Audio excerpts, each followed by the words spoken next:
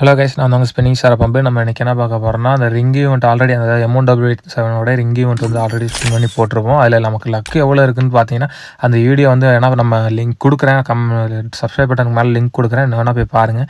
அந்த வீடியோவில் இருந்த லக்கு மாதிரி மறுபடியும் நமக்கு ஏதாவது லக்கு கிடைக்குமோ அப்படின்னு சொல்லிட்டு மறுபடியும் ஸ்பின் பண்ண ஆரம்பிப்பேன். ஏன்னா எனக்கு வந்து அந்த புதுசாக வந்துருக்கிற அந்த டபுள் பேர்லேயே எடுக்கணும் போல மைண்ட் செட் வந்துருச்சு.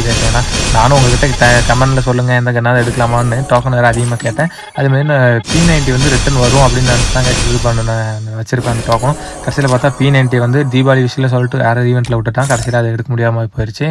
சரி பரவாயில்லடா, நம்ம டபுள் பேர்லேயே இதில் இன்னொன்று எடுத்துடலாம் அப்படின்னு சொல்லிட்டு வந்துட்டாங்க. இந்த டபுள் பேர் தான் எடுக்கலாம்னு மைண்ட் செட்டு.